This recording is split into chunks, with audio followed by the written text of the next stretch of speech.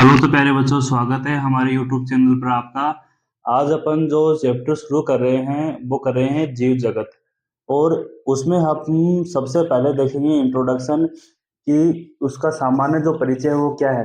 देखिए, हमने एक बोर्ड पर एक शब्द लिखा है बायोलॉजी।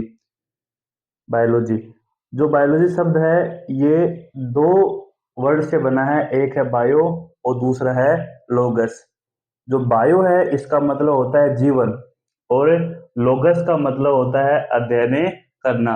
तो कुल मिलाकर हो जाएगा जीवन का अध्ययन करना। इसका मतलब ये हुआ कि बायोलॉजी के अंदर हम जीवों का अध्ययन करते हैं, या जीवों का अध्ययन करना ही क्या कहलाता है, बायोलॉजी कहलाता है। अब देखिए, यहाँ पर मैंने लिखा है फादर ऑफ बायोलॉजी जो है अरस्तु। और जो ये बायोलॉजी जो शब्द है ये दिया गया ट्रीवी रेनस और लेमार्क के द्वारा।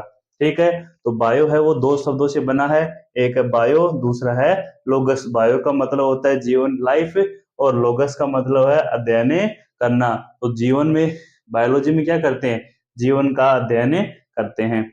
उसके बाद देखिए, ये तो है पुरानी डेफिनेशन जो अपन कई दिन से पढ़ रहे हैं, लेकिन जो मॉडर्न जो डेफिनेशन है बायोलॉजी की वो क्या है कि विज्ञान की वह शाखा जिसमें जीव की संरचना व जैव प्रक्रम का अध्ययन किया जाता है उसे अपन क्या कहते हैं, बायोलॉजी कहते हैं। इसका मतलब ये हुआ कि बायोलॉजी में हम एक तो जीव की संरचना की स्टडी करते हैं, और दूसरा उसमें जो जैव प्रक्रम है, में जो बायोलॉजिकल जो प्रोसेस होते हैं उनका अपन क्या करते हैं भाई, अध्ययन करते हैं। किसके अंदर, बायोलॉजी के अंदर। इसलिए इसकी न्यू डेफिनेशन बना दी गई है कि विज्ञान की वह शाखा जिसमें अपन जीव की संरचना और जैव प्रक्रम का अध्ययन करते हैं वही क्या होती है भाई, बायोलॉजी होती है।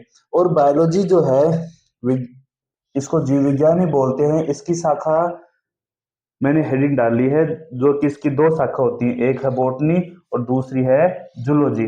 तो विज्ञान की या बायोलॉजी की दो शाखा हैं, एक है बॉटनी, दूसरी है जूलॉजी। और फादर ऑफ बॉटनी बोले तो अपन बोलेंगे थियोफ्रास्टस को, और फादर ऑफ जूलॉजी है वो है अरस्तु।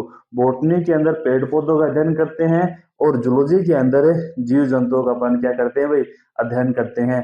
तो ये हमारा छोटा सा इंट्रोडक्शन था, जिसमें अपन ने देखा कि बायोलॉजी है वो दो शब्दों से बना है, बायो प्लस लोगस। बायो का मतलब होता है जीवन, और लोगस का मतलब है अध्ययन करना। कुल मिलाकर हो जाएगा जीवों का अध्ययन करना। ठीक है, फादर ऑफ बायोलॉजी है वो अरस्तु, और जो बायोलॉजी जो शब्द है वो दिया गया है ट्रीवी रिनस और लेमार्क के द्वारा।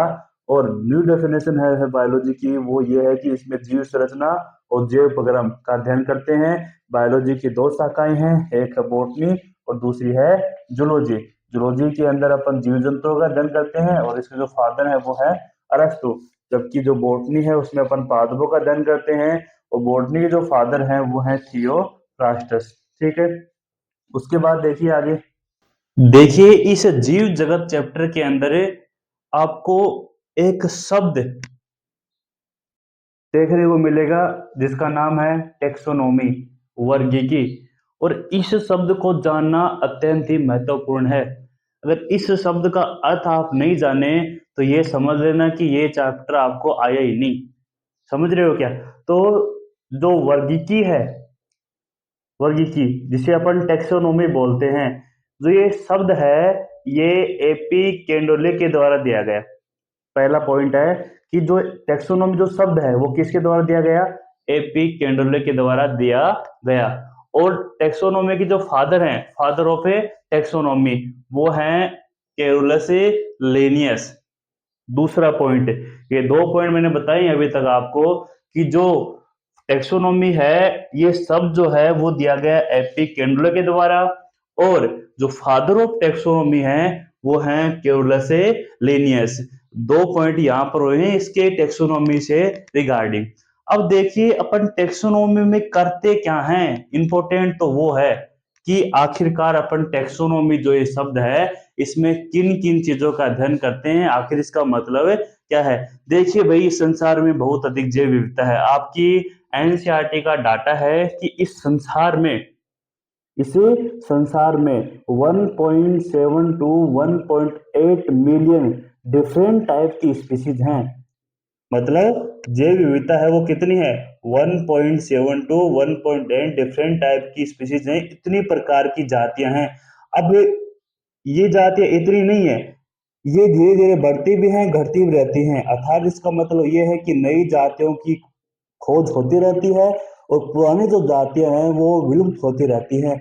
अब देखिए कोई भी आपको मानो नया जीव मिल गया, तब उस जीव को क्लासिफिकेशन आपको करना है, उसके बारे में स्टडी करनी है, तो वहां पर आपको जो सहायक करेगी वो आपकी हेल्प करेगी टेक्सोनोमी, और वहां पर अपन को यूज लेना है उस नए जीव के लिए। अगर कोई भी आपको नया जीव देखने को मिला, आपने नए जीव को खोजा, तो आप टेक्सोनोमी में लिखी हुई बातों को ध्यान में रखकर उसका क्लासिफिकेशन करोगे। टेक्सोनोमी बोलती है कि सबसे पहले अगर कोई भी आपको जीव खोजा गया है तो उसकी आप पहचान करोगे। क्या करोगे?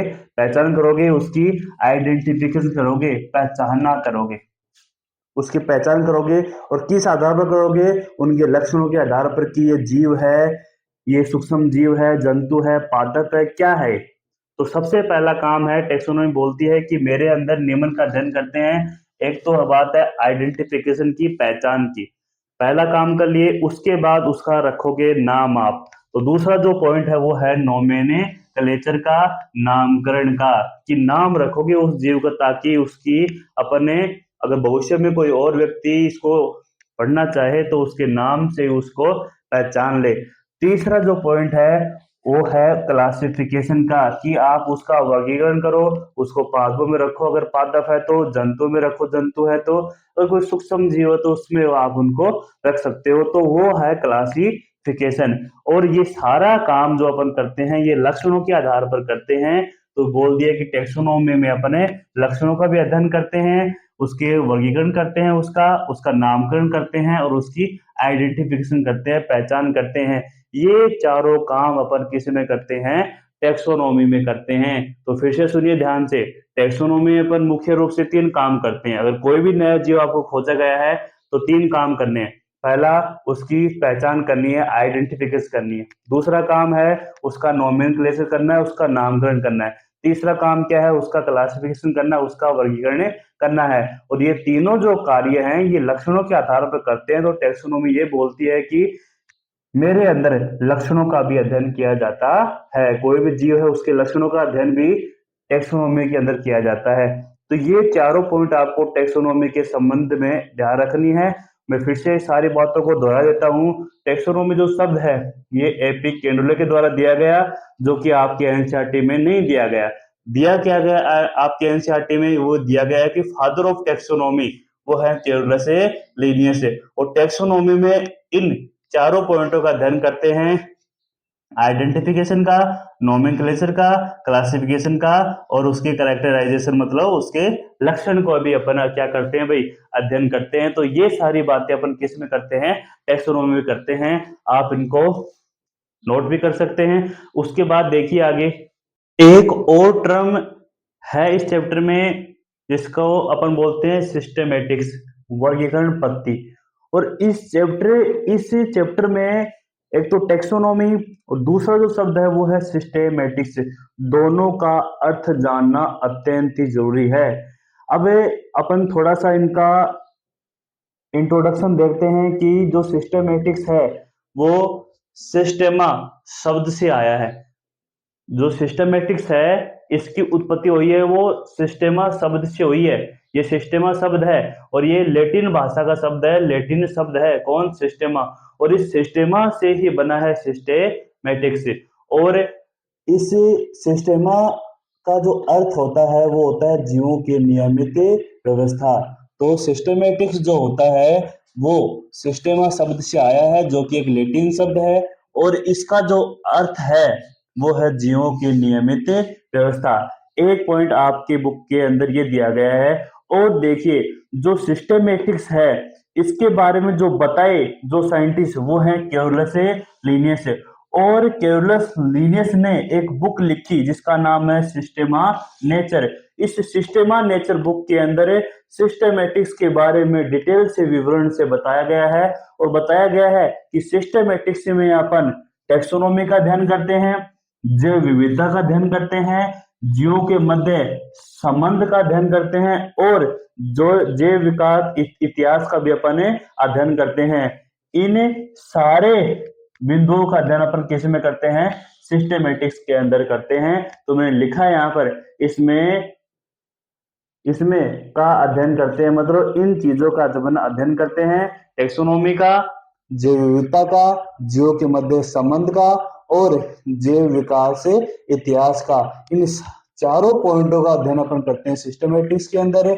मैं एक बार फिर से आपको रिपीट कर देता हूं, तो सिस्टमेटिक्स है ये एक अत्यंत ही जरूरी पॉइंट है जो सिस्टेमा शब्द से आया है, और एक ये सिस्टेमा जो शब्द है ये लैटिन शब्द है जिसका अर्थ होता है जीवों के नियमित व्यवस्था। सिस्टेमेटिक्स के बारे में जो बताए वो बताए केरोलस लीनियस, और इन्होंने एक बुक लिखी जिसका नाम है सिस्टेमा नेचर। इस बुक के अंदर ही विवरण दिया गया है सिस्टेमेटिक्स का, और इसमें टेक्सोनोमी, जैव विविधता, जीवों के मध्य संबंध और जैव विकास इतिहास का अपन अध्ययन करते हैं। तो आज के लिए इतना ही।